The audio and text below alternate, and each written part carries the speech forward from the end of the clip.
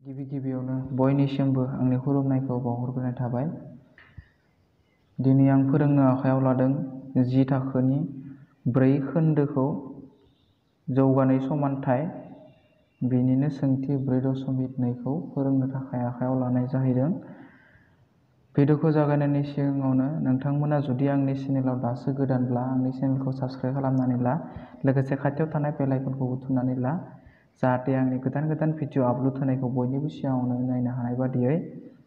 बिदिब्ला थौजों जों दिनैनि भिडिअखौ जागायनोसै। सोंथि सेयाव दङ जोंनिया x³ - थ्राइस x - 10 = 0 दङ। दा बिनि मा दिहुननो होदो जोंनो? रोदाफोरखौ दिहुननो होदो। नैबे मोनसे जौगानाय समानथाय, बे जौगानाय समानथायनिफ्राय जों मा दिहुननांगौ? रोदाफोरखौ दिहुननांगौ। बेनिफ्राय बिखौ माबे आदबजों दिहुननो होदो? सानजाबगिरि बिजिरनाय आदबजों। दानिया सानजाबगिरि बिजिरनाय आदब होनोबाथाय जों मिथिगौ बेनि सानजाबगिरिफोरजों दिहुननांगोन। दानिया नायनोसै माबायदि सानजाबगिरि मोनो जोङो। दा बेबायदि जोंखौ रोदा दिहुनोबाथाय ओरै खालामनांसिगोन जोङो। नैयाव से दङ, नैयाव मा दङ? 10 दङ। अब्ला जोङो से सानजाब 10 होनबाय। गिबियाव थानाय आरो जोबथायाव थानाय अनजिमा मोननैखौ सानजाबबाय। सानजाबनानै बेसे मोनखो? 10 मोनबाय। दा बै सानजाबना मोननाय सानजाबगिरिफोरखौ दाजाबनानै एबा दानख'नानै नै गेजेरनि 3खौ मोननाय जानांगोन। अब्ला जोङो 10खौ 1 सानजाब 10 जोंबो सानजाबना मोनो आरो 10खौ जों माजों मोननो हायो? 2 सानजाब 5 जोंबो मोननो हायो। बेनिफ्राय आरो माजों मोनगोन 10खौ? आरो 10खौ मोननाय नंलिया आरो। अब्ला जों नायबाय, नै मोनसे जराखौ लाना नायबाय, नै मोनसे जराखौ दाजाबनानै नायबाय, दाजाबबा 11 मोनो। जों मा मोनाखै? 3 मोनाखै। दानख'ना नायबाय, 1 दानख' 10 दानख' 9, अब्ला जों 9सो मोनो। दाबो जों 3 मोनाखै। दा होमबा नै मोनसे जराया जोंनि थाखाय नैबे जायाखै। होमबा जों बे जराखौ लानो हानाय नङा। नै मोनसे जराखौ नायबाय जोङो, 2 दाजाब 5 खालामबाय। बेसेबां जागोन? 2 दाजाब 5 10, 7सो जायो जोंना। अब्ला 7बाबो जोङो जाया। दानिया जों मा खालामनोसै? बेखौ दानख'ना नायलायनोसै। दाजाबना जायैखाय दानख'ना नायलायनोसै। 2नि 5निफ्राय 2खौ दानख'बाय। मा जागोन जोंनिया? 3। अब्ला जों 3 मोनदों न'? दानिया 3 मोनबाबो जों मा 3 मोनदों? नैबे दाजाब 3सो। जों मा 3 मोननांगौ? दानख' 3 मोननांगौ। अब्ला जों मा खालामनो हायो? जों ओरैबो लिरनो हायो होमबा बेखौ 2 दानख' 5 बिदिबो लिरनो हायो। जोंना 2आ प्लास जाबाय, इ दानख' जाबाय। होमबा 5निफ्राय 2 थांबाथ' 3आनो। सिना माबाया गिदिर, माइनासआ गिदिर। 5नि सिगाङाव थानायखाय माइनासआ गिदिर। ओंखायनो माइनासआ फैयो। माने जों थार दोङोमोन 5 रां आरो नोंनि आखायाव दङमोन 2 रां। अब्ला जों थारखौ खुजायनो थांबा जों आरो थार थाबावगोन। बेबादि जायो थारमाने। अब्ला 5निफ्राय 2 थांबाथाय 3, माइनासआ देरसिन नालाय माइनासआ फैबाय। अब्ला जोङो 2 मोनसेखौ लानो हानाय नङा। माबायदि? 2 बादिसो जानांगोन जोंनिया जराया। बेबादिसो खालामनांगोन। 2 मोनसे जराखौ लाबा +3सो मोनगोन। जों +3 नाङा जोंनो। मा 3सो नांगौ? -3 नांगौ। ओंखायनो +2 जानांगोन, -5 जानांगोन। बेबायदि खालामनोसैबो जों। गिबिनिखौ जों जेबो सेफायनाङा, बिदिनो लिर। माथ्र' जों नै गेजेरनिखौल'सो फुवारनांगौ। अब्ला मा जाबाय? +2। बेजों x दंफायो सोलायस्ल'आ। अब्ला जों xखौ लाबोफानो गोनां जागोन। ओमफ्राय मानो? -5 बे x दंफायो, x। जों नैसोर मोननैखौ दानख'नानै बेखौ मोननाय जानांगोन। दानख'बाय, दानख'बाथाय -3खौ मोनफिनबाय। उनथिं मा दङ? -10 दङ = 0 जाबाय। जों दानिया फुवारनानै लाबाय नैखौ। जों एख' बारा लिरनाय जायाखै, जेबो बारा लिराखै, खमबो लिराखै जोङो। माथ्र' जोङो मा खालामदो? गिबिजों आरो लास्टजों सानजाबनानै बै सानजाबगिरिफोरखौ दाजाबनानै एबा दानख'नानै जों गेजेरनिखौ मोनदो थारमाने, फुवारनाय जादों। दानिया जोङो जरा बेसेबां जरा जाखो? 2 जरा जाबाय। अब्ला नैबे जरासेखौ जों एक्सट्रा लानांसिगोन। लानानै जों मोनबाय मा? बिनि गोरोबनायफोरखौ जोङो मा लानांसिगोन? आगोसार लानांसिगोन, कमन लानांसिगोन। माने गोरोबनायनिफ्राय मोनसे लानांसिगोन। x² दोङो, इयाव x मोनसे दोङो। अब्ला xआ मिलायदो जोंनिया, मोनसे मिलायदो। मोननैनिबो मोनसे मिलायदो, मोनसे लाबाय। बेयाव मा थाखो? मोनसे थाबाय x प्लास, इनिफ्राय xखौ जों बाहेरायाव लाबोबाय नालाय मा थाखो? 2 थाबाय। नैबे जोब्बाय, जों कमन लानाय xआ कमन लाजाबाय, बाखिखिनिया थालांजोब्बाय। माइनास दोङो, माइनास। 2निफ्राय मा कमन लानो हायो? मा गोसार लानो हायो? मोननैखौ मादो सानजाना मोनो? बेखौ 5जों मोनो, बेखौ 5जों मोनो ना मोना? मोनो बेखौबो। अब्ला जों मोननैनिफ्रायबो मोनसे कमन लाबाय, 5। बाजों सानजाबना मोननायखाय 5 लाबाय, बेयाव मा थालांखो x थालांबाय।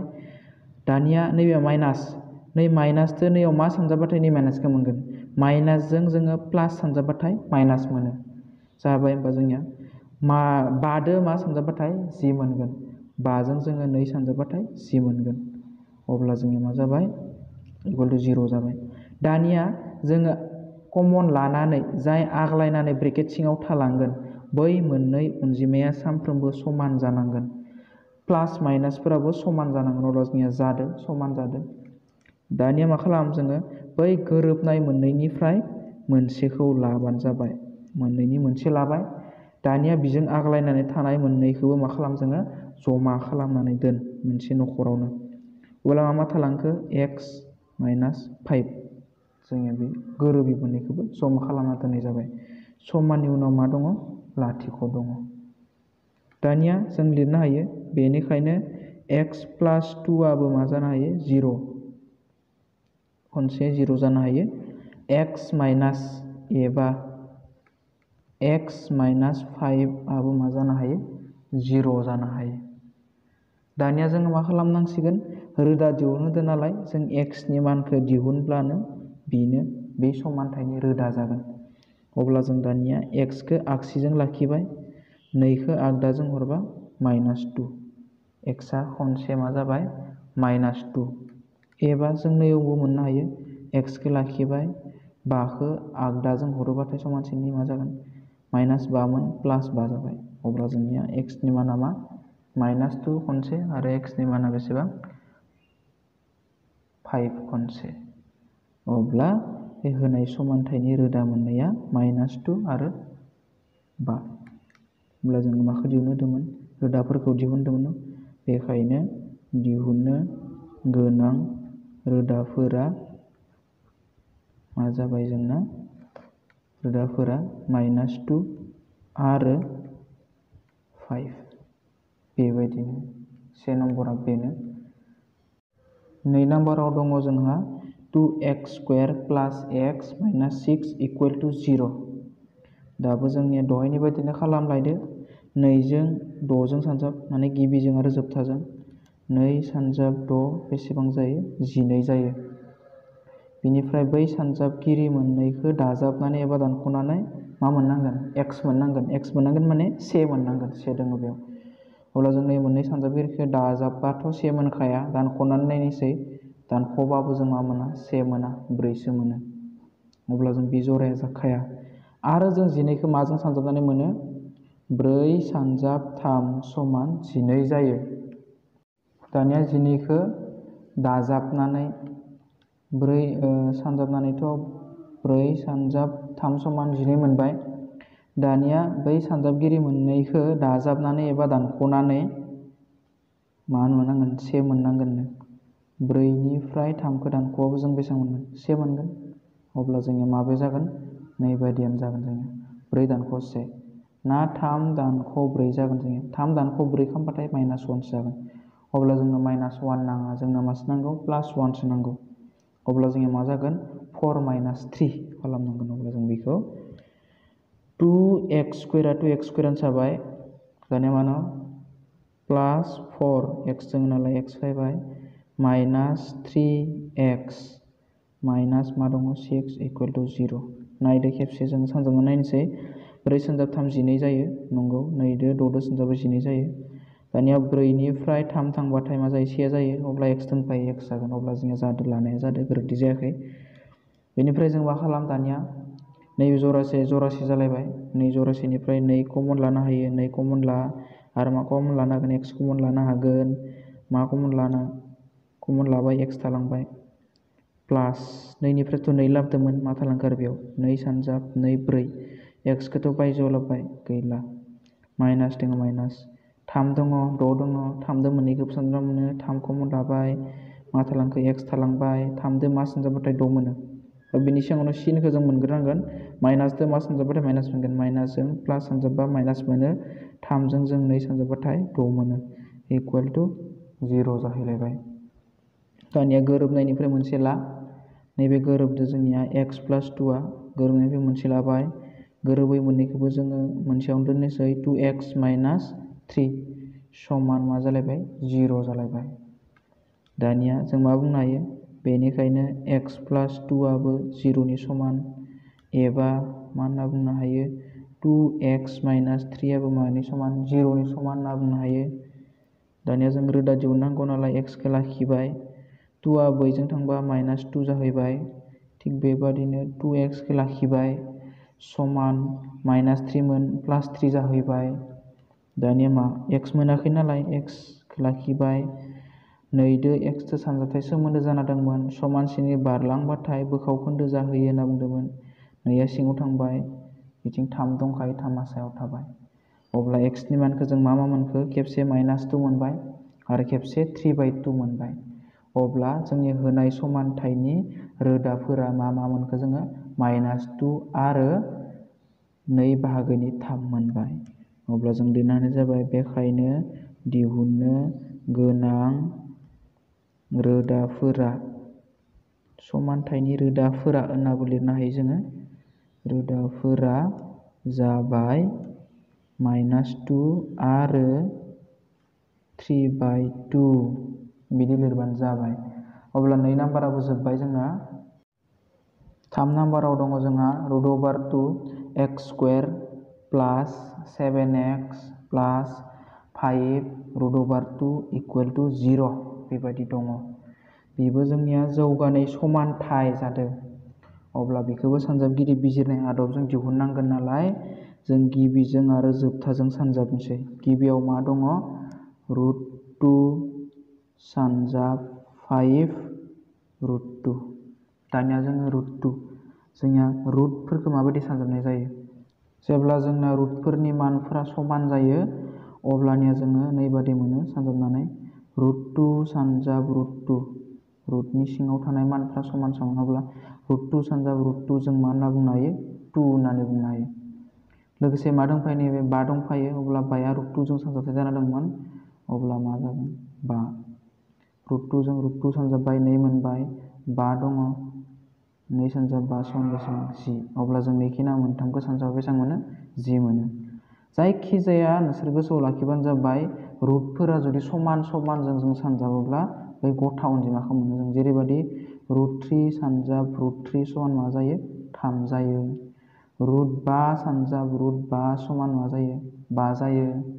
√6 सानजाब √6 समान मा जायो 6 जायो। जों बेबायदि समान समान अनजिमाखौ माने समान समान रुटफोरखौ जों सानजाबबाथाय गथा अनजिमाखौ मोनो जों।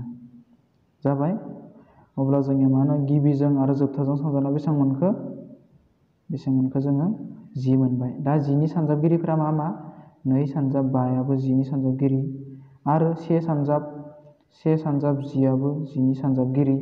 अब्ला दा नै जरा मोननैखौ दाजाबनानै एबा दानख'नानै जों 7 मोननांगोन। अब्ला जों नायनानै नुबाय मा 2 दाजाब 5 समान बेसे मोनो 7 मोनो अब्ला जों नै जरासेखौ लानो हायो।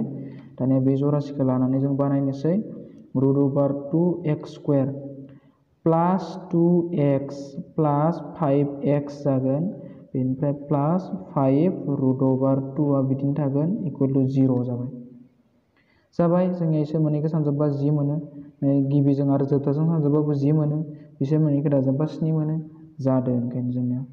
दानिया मा खालामनोसै आङो कमन लानोसै कमन लाबाथाय मा जागोन जोंनिया मा कमन लानो हागोन बेयाव x² दङ बेनिफ्राय बेयाव मा दङ x दङ। दा होमबा जों मा कमन लानो हागोन दहाय बुंदोंमोन आङो रुटफोरा माने मोननै सानजाबबाथाय गथा अनजिमा जायो अब्ला नैयाव √2 मोनबेसे दोङो मोननै दङ अब्ला नैथिं √2 मोनसे दङ होमबा जों √2 मा लानो हाबाय कमन लानो हाबाय। x आ मोननै दङ इयाव मोनसे दङ अब्ला x मोनसे कमन लाबाय मा थालांखो x मोनसे थालांबाय प्लास नैनिफ्रायथ' रुट मोनसे फैबायनो √2 फैबाय अब्ला बेयाव मा थालांखो √2 थालांबाय माने √2 सानजाब √2 2 जायो। x आ मोनसे बायजोआव फैबाय नालाय इयाव x आ गैला प्लास नैयाव 5 दङ बेयावबो 5 दङ अब्ला 5 कमन लानो हायो मा थालांखो बेयाव x थालांबाय प्लास नैयाव मा दङ √2 आ थालांबाय 5 सानजाब √2 समान 5 √2 जायो समान 0 जाबाय।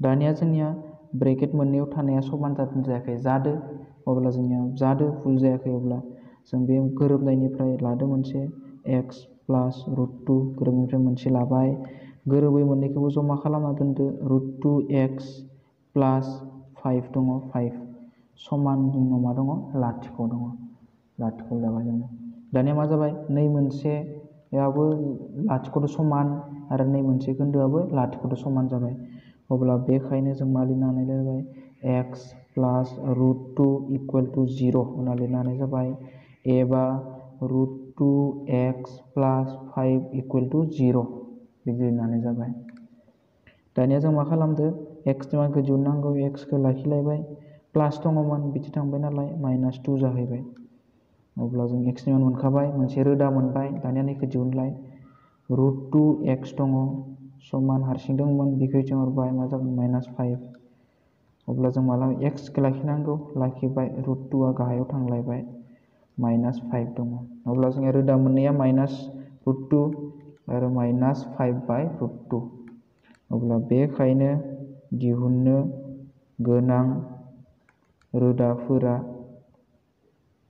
रोदाफोरा जाबाय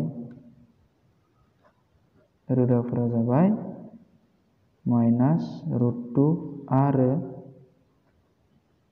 -5/√2 अब्ला 3 नाम्बाराबो बिदिनो नेक्स्ट 4 नाम्बाराव दङ जोंहा 2x² - x प्लास 1/8 0 दङ दानिया जों मा खालामनोसै नैबेखौ जोङो सानजाबनायाव एसे असुबिदा जागोन ओंखायनो जोङो मा खालामना लानोसै सेफायना लाग्रोनोसै जोङो बोखाव खोन्दो गैया खालामना लाग्रोनोसै अब्ला जों मा खालामबाय बोखाव खोन्दो गैया खालामनोब्ला जों बे गासै मोनथामनिबो जोङो दुसासा लानोसै दुसासा लाबा 2 नि सिङाव 1 नि सिङाव 1 नि 8 अब्ला बिसिनि दुसासाया 8आनो जायो 8 नि सिङाव 1 दोङो 1 दो बेखौ रानहरबाथाय 8 बारानो थांगोन अब्ला 8 दो जों डाइरेक्ट सानजाबगोन 8 सानजाब नै बेसेबां जागोन 16 जागोन x² माइनास दङ माइनास सिङाव 1 दङ बेनाबो अब्ला डाइरेक्ट 8आनो 1 जों सानजाहरगोन होमबा 8 सानजाब 1 समान 8 माने x दङ 8x जाहैबाय प्लास दङ प्लास 8 दो 8 खौ रानबाथाय 1 बार 1 दो 1 खौ सानजाबबाथाय 1 समान मा जाहैबाय 0 जाहैबाय दानिया जों मा खालामनोसै बोखाव खोन्दो दङ आगसि फारथिं समानसिननि आगसिथिं बोखाव खोन्दो आरो आगदाजों मा दङ जोंनिया 0 दङ अब्ला जों मा खालामनो हायो बिदि थाबाथाय खेंसालिया सानजाबनो हायो जोङो खेंसालिया सानजाबगोन आरो गोजौनिया गाहायनिजों गाहायनिया गोजौनिजों अब्ला जों नैबेखौ बेजों सानजाबहरबाथाय जोंनिया 16x² - 8x प्लास 1 इकुवेल टु 8आ लाथिख'दो सानजाबजाबा लाथिख' जाबाय जोङो होमबा जोंनि होनाय समानथाया नै बायदि जानो हायो जोंनिया जौगानि समानथाया दा जों बिनिफ्राय मा खालामदो सानजाबगिरि बिजिरलायदो दानिया सानजाबगिरि बिजिरनाय आदबजों रोदाफोरखौ दिहुनलायनोसै जोङो 16 दो 1 दो सानजाब 16 सानजाब 1 समान बेसेबां जायो 16आनो जायो दानिया 16 खौ आरो मादो सानजाबना मोनगोन 4 सानजाब 4 समान 16 जायो दा जों मा खालामनांसिगोन दाजाबनानै एबा दानख'नानै गेजेरनि माखौ मोननांगोन 8 मोननांगोन अब्ला जों नैबेखौ नायबाय दानख'बाबो 8 मोना दाजाबबाबो 8 मोना दानिया नैबेखौ नायबाय जोङो 4 दाजाब 4 समान 8 मोनो नंगौ दानिया 8आ मा 8 जानांगौनो दानख' 8 जानांगौनो अब्ला जोंनिया दानख' 8थ' मोनाखै जोङो मा 8सो मोनदों दाजाब 8सो अब्ला जों मोनसे खामानि मावबाय नैबेबो थार अनजिमा नैबेबो थार अनजिमा अब्ला जेब्ला जोङो थार मोननै जायो बा जों थार अनजिमाफोरखौ मा खालामनाय जायो जमा खालामनाय जायो अब्ला जों थार हदायबो थारानो थागोन ओंखायनो -4 दो -4 दो जों जमासो खालामनांगोन जमा खालामबाथाय बेसे जागोन -8 जागोन अब्ला जोङो नैबादि महराव सेफायनांगोन नै गेजेरनिखौ लिरबाय जोङो 16x² - 4x जाबाय सेफायबाय प्लास 1 इकुवेल टु 0 नायदो 16 दो 1 दो सानजाबबा 16 4 दो 4 सानजाबाबो 16 दा बिसोर मोननैखौ जों दाजाबबाथाय बेसेबां मोनो दानख' 8 मोनो अब्ला जादों जोंनिया दानिया बे जरासेनिफ्राय कमन लादो 4 कमन लानो हायो x कमन लानो हायो मा थालांखो 4 सानजाब 4 16 x माइनास 4xआ बाहेरायाव फैखाबाय अब्ला मा थालांखो 1 थालांबाय बेनिफ्रायथ' जोंनिया मोनसेबो गोरोबनाय लानो हाया अब्ला माइनास 10 गोरोबनाय गैयाबा जों 1 लानो हायो 1 लाबाय 1 दो मा सानजाबा 4x मोनगोन 1 सानजाब 4x मोनबाय माइनास दो मा सानजाबाथाय प्लास मोनगोन माइनासजों माइनास सानजाबा प्लास 1 जों मा सानजाबा 1 मोनगोन 1 जों 1 सानजाबा 1 मोनगोन समान 0 जाबाय अब्ला जोङो ब्रेकेट मोननैया गोरोबलायबाय गोरोबनाय मोननैखौ जोङो लिरबाय गोरोबनाय मोननैखौ लिरबाय मोननैनि मोनसे लिरबाय गोरोबै मोननैखौबो जमा खालामबाय जों 4x - 1 = 0 मोननैबो समान जाबाय जोंनिया बेनिखायनो जों मा लिरनो हालाय जालायबाय 4x - 1 = 0 एबा 4x - 1 = 0 मोननैबो समानखा जोंनिया अब्ला जों मा खालामदो दानिया x नि मान दिहुनदो 4x = -1 आथिं थांबा +1 जाबाय बेखायनो x समान मा मोनखो 4 आ गाहायाव फैबाय 1 ओमफ्राय x नि माना 1/4 अब्ला बेबो एखे नालाय एखेयानो ओंखारखागोन 4x = 1 बेखायनो x = मा जागोन 1/4 अब्ला जोंनिया रोदाफोरा मा जाबाय बेखायनो दिहुननो गोनां रोदाफोरा जाबाय 1/4 आरो 1/4 जोब्बाय 5 नाम्बाराव दङ जोंहा 100² - 20x + 1 = 0 दङ अब्ला जों मा खालामलायदो दहायनि बायदिनो गिबिजों आरो लास्टजों सानजाब 100 दो 1 दो सानजाबा मा जायो 100 जायो दानिया 100खौ आरो माजों मोनो 10 सानजाब 10 जोंबो मोनो 100 जायो दानिया बै जराफोरखौ सानजाबगिरिनि जराफोरखौ दाजाबनानै एबा दानख'नानै मा मोननांगोन 20 मोननांगोन अब्ला नैयावथ' मोनखायानोखा 10 दो 10 दाजाबा बेसेबां जायो 20 जायो 10 दो 10 दाजाबा 20 जायो दा जों मा 20 मोननांगौ दानख' 20सो मोननांगौ जोङो ओंखायनो जों मा खालामनोसै 10 दानख' 10 खालामबाबो जोंथ' लाथिख'सो मोनो अब्ला नैबेबो दानख'थाय नैबेबो दानख'थाय मोननायखौ जोंथ' जमा खालामनाय जायो नालाय अब्ला दानख' 10 आरो दानख' 10 बेसेबां जागोन दानख' 20 जागोन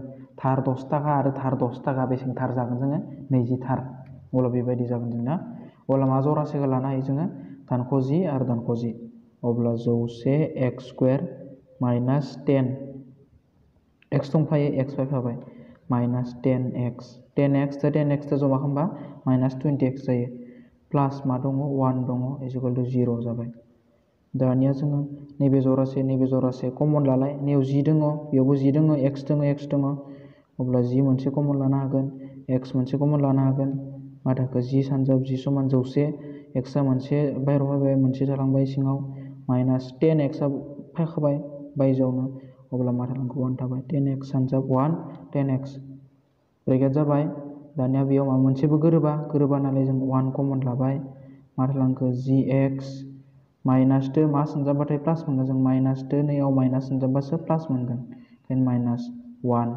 = 0 गोरोबनाय मोननैनि मोनसे लाबाय जोङो x - 1 बेनिफ्राय गोरोबैखौबो लाबाय 10x - 1 = 0 मोनलायबाय अब्ला दहायनि बायदि लिरदो बेनिखायनो 10x - 1 = 0 एबा 10x - 1 = 0 जों x नि मान दिहुननांगौ 10x लाखिबाय 1 आथिं थांबाय दानिया मा खालाम x खौ लाखिबाय अब्ला मा जायो 1/10 अब्ला बेबो एखे जोंना 10x = 1 x = 1/10 अब्ला बेनिखायनो दिहुननो गोनां रोदाफोरा